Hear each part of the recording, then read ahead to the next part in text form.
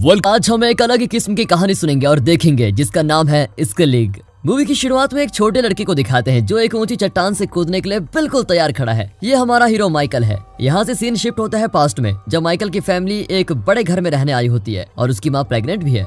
Mom, ये घर बड़ा है लेकिन कभी भी टूटकर गिर सकता है, यहाँ हम कैसे रहेंगे? इस तरह वो अपनी माँ से सवाल करता है। माइकल को ये जगह बिल्कुल भी पसंद नहीं होती, लेकिन क्योंकि अब दूसरा बच्चा आने वाला है, उसके पेरेंट्स इस बड़े घर में शिफ्ट होना चाहते हैं। माइकल वैसे तो बाथरूम के पास वाला कमरा मांगता है, लेकिन उसके पेरेंट्स कहते हैं कि यहाँ तो बेबी रहेगी। बेचारे को ऊपर का एक छोटा कमरा दिया जाता है जहाँ हर तरफ कीड़े और मकड़ी के जाले होते हैं और माइकल को आने वाले बेबी से जलन भी होने लगती है। अगले दिन उसकी माँ उसको स्कूल बंक करके घर का सामान अरेंज करने को कहती है। माइकल खुश होता है कि चलो एक दिन की छुट्टी मिल गई, लेकिन जब माँ कहती है कि तुम्हें बेबी का कमरा अरेंज करना है तो वो क्लास टेस्ट का बहाना करके स्कूल चला जाता है। स्कूल में पीटी टीचर डाइविंग टेस्ट ले रहा होता है। माइकल को हाइट से बहुत डर लगता है और वो डाइविंग नहीं कर पाता। इस बात पर तो दूसरे लड़के उसको बुली करते हैं, लेकिन उसका बेस्ट फ्रेंड लकी उसे सपोर्ट करता है। अब माइकल घर लौटता है तो वो देखता है गार्डन में एक पुराना खलियान है। उसके अंदर से एक आदमी की कठोर आवाज आती है कि तुम कौन हो? आवाज सुनकर माइकल डर के मारे भाग जाता है। वहाँ उसकी माँ को लेबर पेन होता है और माइकल तुरंत एम्बुलेंस को कॉल कर देता है। हॉस्पिटल में उसके पापा उसको बताते हैं कि माँ ने एक प्यारी बेबी को जन्म दिया है, लेकिन वो प्रीमैच्योरली पैदा हुई है, जिसकी वजह से उसे इंक्यूबेटर में रखा गया है। छोटी बेबी को देखते ही माइकल का सारा गुस्सा, जलन वगैरह सब गायब हो जाती है। वो बड़े प्यार से बेबी को सहलाता है।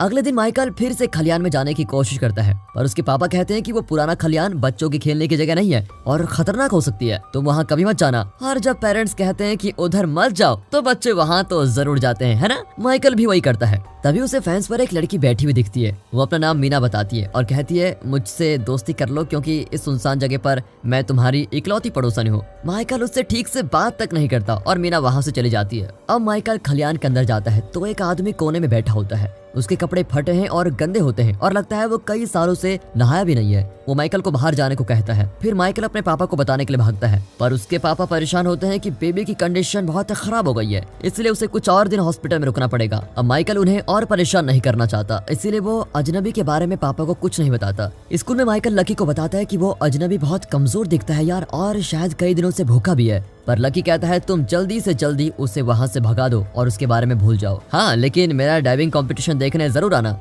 क्लास में माइकल की डेस्क के अंदर कॉकरोच और दूसरे कीड़े मकोड़े रेंग रहे होते हैं। माइकल चौंक जाता है और बच्चे चिल्लाने लगते हैं। जब माइकल घर लौटता है तो पेड़ के ऊपर से मीना उसके आगे कूद जाती है। वो अपने बर्ड ड्राइंग्स माइकल को दिखाती है और पूछती रहती है कि तुम्हें किस चीज में ज्यादा इंटरेस्ट है, बताओ ना। पर माइकल तो उससे बात ही नहीं करना चाहता। मीना माइकल के सर से एक कीड़ा निकाल कर फेंकती है और वहाँ से चली जाती है। इस बार माइकल देखता है कि वो अजनबी कीड़े और घोंगे खा रहा है।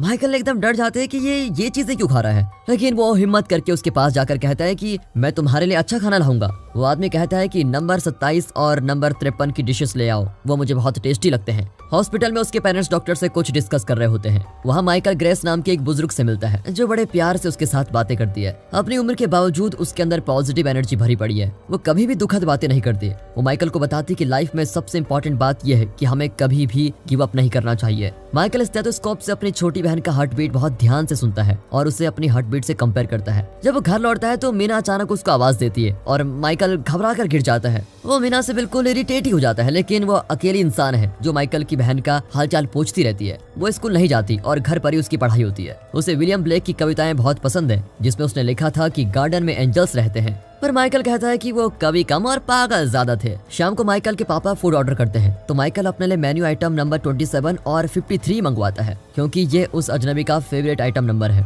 शाम को बचा हुआ खाना लेकर अजनबी को देता है। अब वो आदमी पूछता है कि तुम बहुत अच्छे लड़के हो, लेकिन तुम मेरी ही मदद क्यों कर रहे हो? और भी तो लोगों को तुम्हारी मदद की जरूरत होगी। माइकल अपनी बहन को याद करके कहता है कि चाहते हुए भी मैं दूसरों की मदद नहीं कर सकता। तभी माइकल उसके कंधे पर कुबड़ देखता है। माइकल उसके बारे में पूछता है, लेकिन अजनबी कुछ नहीं बताता और उसे तुरंत बाहर निकलने को कहता है। जाने से पहले माइकल को वहाँ एक पंख मिलता है जिसको उठाकर वो रख लेता है। अब अगले दिन हॉस्पिटल में ग्रेस माइकल को अपने बेटे की तस्वीर दिखाती है और कहती है कि मेरा बेटा हमेशा बिजी रहता है, पर उसने प्रॉमिस किया है कि वो वीकेंड पे मुझे देखने जरूर आएगा। माइकल भी बहुत खुश होता है क्योंकि आज वे छोटी बेबी को घर लाने वाले हैं। माइकल ग्रेस को उस अजनबी के बारे में बताता है और कहता है कि वो लाइफ में कुछ करना ही नहीं चाहता, वो सिर्फ अपने अंत का इंतजार करना चाहता है, लेकिन मैं उसकी मदद करना चाहता हूँ। ग्रेस हमेशा की तरह कहती है कि अपने मकसद तक पहुँचने के लिए कोशिश करते रहो, कभी भी गिव अप मत करो। अब माइकल, उसकी छोटी बहन और उनके पेरेंट्स घर पहुँचते हैं। माइकल के पापा ने घर को एकदम साफ सुथरा कर दिया है, बिल्कुल नया जैसा। रात को बेबी रोने लगती है तो माइकल तुरंत जाग जाता है। वो अपनी माँ से पूछता है कि बेबी ठीक तो है ना। उसकी माँ खुश होती है कि जो लड़का बेबी के नाम से चिढ़ता था वो बेबी की कितनी चिंता कर रहा है। बेबी बिल्कुल ठीक है बेटा, ये कहकर वो माइकल को भेज देती है। अगले दिन लॉन्ग जंप का सिलेक्शन होता है। पीटी टीचर माइकल का मजाक उड़ाता है कि ज्यादा ऊंचा मत कूदना, तुम्हें डर लगेगा। उसके फ्रेंड्स भी इस बात पर हंसने लगते हैं और दूसरी तरफ मुड़कर बातें कर रहे होते हैं। लेकिन तभी माइकल तेज भागता है और 6 फीट की लेंथ को कवर कर देता है। कोई उसे नोटिस नहीं करता। पर अब शाम को माइकल अजनबी को एस्प्रिन टैबलेट लाकर देता है, लेकिन मुंह में रखते ही वो आदमी थूक देता है। तुम लोग इसे कैसे खाते हो, एकदम बकवास और बेकार है, ये कहकर वो माइकल को डांट देता है। तभी बेबी की रोने की आवाज आती है। अब वो आदमी और भी चिढ़कर कहता है कि बच्चे एकदम यूजलेस प्राणी होते हैं। माइकल पूछता है कि आपको फूड आइटम का नंबर कैसे पता चला। अब अजनबी बताता है कि इस घर का पिछला ओनर बहुत सारा खाना कचड़े के डब्बे में फेंक कर चला जाता था, मैं उसमें से उठाकर खा लेता था, तभी मुझे उन आइटम्स का नंबर पता चला। एक बार तो मुझे वहाँ ब्लैक बियर की बोतल भी मिली जिसमें थोड़ा बियर बचा हुआ था, पर वो आदमी अपने काम में इतना बिजी था कि उसे पता ही नहीं चला कि यहाँ मैं रहता हूँ। कुछ लोगों ने मुझे देखा, लेकिन न जाने क्यों उन्हें लगता है कि मैं उनकी कल्पना हूँ। ये सुनकर माइकल स्माइल करके कहता है कि मुझे नहीं पता आप किस तरह के क्रिएचर हो। वीकेंड में लकी और माइकल जंगल में शूटिंग गेम खेल रहे होते हैं। लकी एक खरगोश को शूट करता है, लेकिन माइकल मना कर देता है। अचानक माइकल खरगोश की आंख में एक रोशनी देखता है और वो सेंस करता है कि कुछ बुरा होने वाला है। वो भागकर अपने घर आता है। उसने बिल्कुल ठीक सेंस किया था, दरअसल उन्हें बेबी को फिर से हॉस्पिटल ले जाना होगा। माइकल की माँ उसके पापा को डांटती है कि इस मनहूस घर में तुम हमें क्यों लेके आ गए, यहाँ तो सेंट्रल हीटिंग सिस्टम भी नहीं है। उसे डर है कि बेबी को कुछ हो ना जाए। यहाँ बेबी की रोने की आवाज को सुनकर अजनबी भी रोने लगता है। टीवी स्क्रीन पर उसका रिफ्लेक्शन भी गायब होने लगता है। माइकल के पेरेंट्स उसे घर पर छोड़कर बेबी को हॉस्पिटल लेके जाते हैं। माइकल को बहुत गुस्सा आता है कि उसकी बहन ठीक ही नहीं हो रही है। वो झाड़ियों को लात मारने लगता है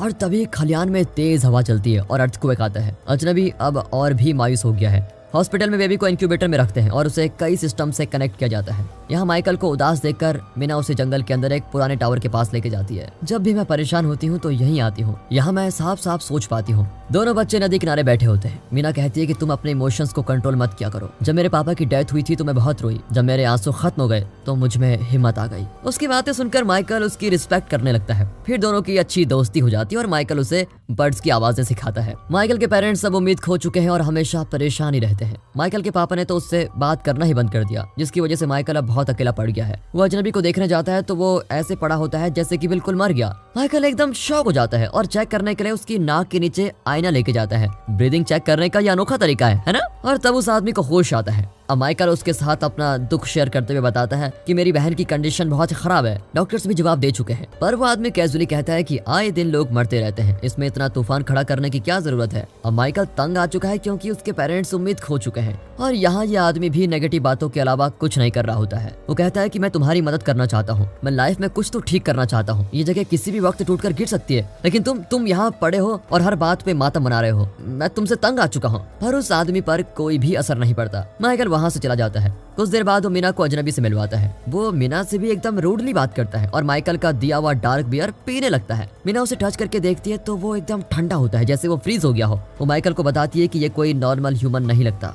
घर पर माइकल के पापा उसके कमरे में फर्श को फिक्स करने की कोशिश करते हैं और वुड पीसेस लाने के लिए खलियान में जाने की बात करते हैं। अब उन्हें रोकने के लिए माइकल ऊपर बेड पर खूब जंप करने लगता है। आखिर नीचे की फ्लोरिंग टूट जाती है और माइकल फर्स्ट फ्लोर पर आकर गिरता है। उसके बाद तो वो बिल्कुल चीखने लगता है। उसके पापा घबरा कर लौट आते हैं तो माइकल हंसकर कहता है कि सॉरी पापा, छोटे टाउन में छोटी छोटी मिस्टेक्स होती रहती है। शाम को माइकल हॉस्पिटल जाकर ग्रेस से मिलता है। ग्रेस अजनबी के लिए फिश ऑयल लेके आती है। वो उदास दिखती है क्योंकि उसका बेटा वीकेंड में भी मिलने नहीं आया। कोई बात नहीं नानी, मैं आपसे मिलने आया करूंगा। माइकल की ये बात सुनकर ग्रेस को बहुत खुशी होती है, लेकिन वो कहती है कि किसी दिन मैं बाहर डांस करने चली गई तो मुझे मिस मत करना, ओके? माइकल को उसकी बात का मतलब समझ में नहीं आता। यहाँ माइकल की माँ परेशान है कि बेबी का हार्ट ठीक से फंक्शन नहीं कर रहा है और उसका ऑपरेशन करना होगा। माइकल के पापा दुख के मारे शराब पीने लगते हैं, पर घर पर 3 बियर बोतल्स के बजाय सिर्फ एक ही होती है। वो बड़े दुख के साथ कहता है कि मुझे इस मनुष्य घर में शिफ्ट नहीं होना चाहिए था। दोस्तों, मुसीबत आ जाती है तो लोग घर को दोष क्यों देते हैं, पता नहीं। आपका क्या ख्याल है, कमेंट्स करके बताइएगा। आधी रात को माइकल अचानक जागकर देखता है कि उसके पापा नशे में धुत खलियान में आग लगाने की कोशिश कर रहे हैं।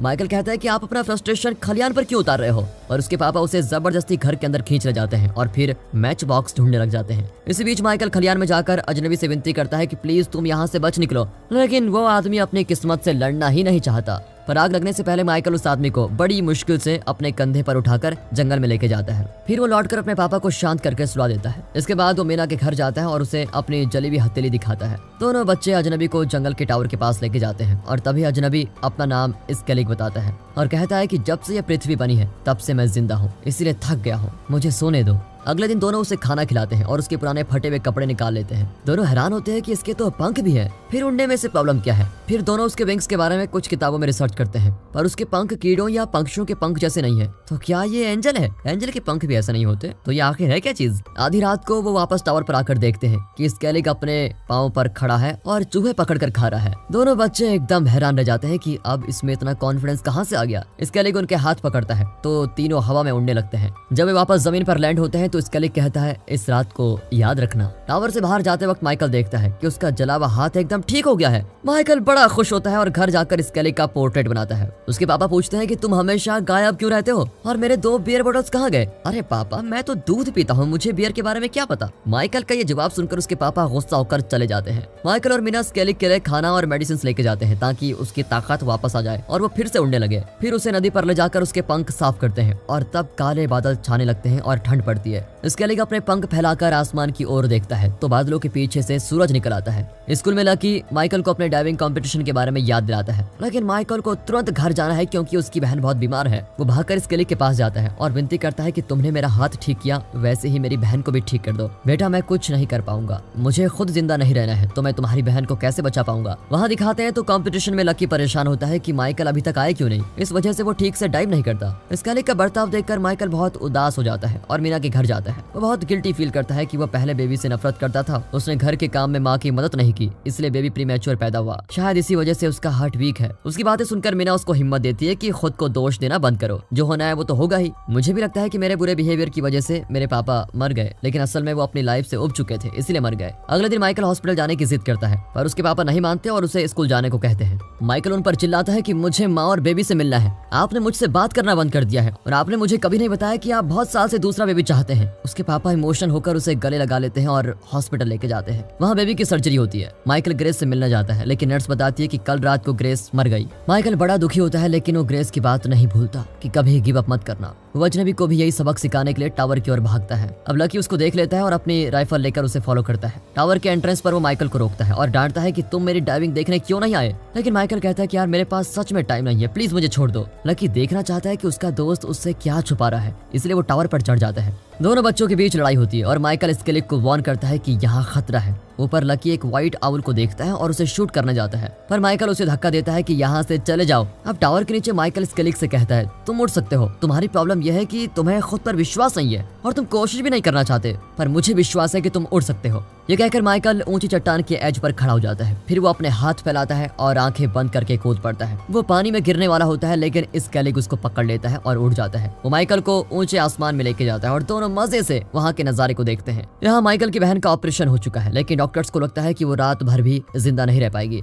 शाम को स्केलिग चुपके से हॉस्पिटल में बेबी के कमरे में जाता है। वहाँ उसकी माँ रो रही होती है। स्केलिग इंक्यूबेटर खोलकर बेबी को हाथ में लेता है और हवा में उड़कर घूमने लगता है। सुबह बेबी के वाइटल स्टेट्स बिल्कुल नॉर्मल होते हैं। उसकी माँ बताती है कि कल रात को मुझे अजीब सपना आया था, जिसमें मैंने एक आदमी को देखा जिसने गंदे कपड़े पहने हुए थे। वो बड़ा अजीब लग रहा था, लेकिन मुझे उससे जरा भी डर नहीं लगा और मैं सच बताऊं तो मुझे यकीन है कि वो हमारी मदद के लिए आया था। ये सुनकर माइकल स्माइल करता है और कहता है कि हम बेबी का नाम ग्रेस रखेंगे। बेबी को घर ले जाते वक्त माइकल के पापा बहुत ही खुश होते हैं और गाना भी गाते हैं। माइकल लकी से भी सुलह कर लेता है और उसका अगला कंपटीशन देखने जरूर जाता है। बेबी पूरी तरह से ठीक होकर घर वापस लौटती है। उसका खूबसूरत और रोशनदार कमरा उसका स्वागत करता है। ऊंची चट्टानों के पास बच्चे स्केलिग को उसके फेवरेट डिशेस ला कर देते हैं। स्केलिग माइकल से बहुत खुश होता है कि उसने स्केलिग की हिम्मत बढ़ाई और उसमें फिर से विश्वास जगाया। लेकिन अब उसके जाने का वक्त आ गया है, क्योंकि दुनिया में और भी कई लोगों को उसकी मदद की जरूरत है। जाते जाते वो कह जाता है कि हर ह्यूमन के अंदर स्केलिग है जो बहुत कुछ कर सकता है, लेकिन कोशिश किए बिना ही हार मानकर बैठ जाता है। ये कहकर स्केलिग आसमान में गायब। बच्चे उसकी बात समझ जाते हैं और खुशी खुशी अपने घर चले जाते हैं। और दोस्तों, इसी के साथ ये मूवी यहाँ पर खत्म होती है। इस मूवी के बारे में आपका क्या ख्याल है कमेंट्स में जरूर बताइएगा, और अगर ये मूवी आपको अच्छी लगी हो, यूनिक लगी हो, कमेंट करके बताइए।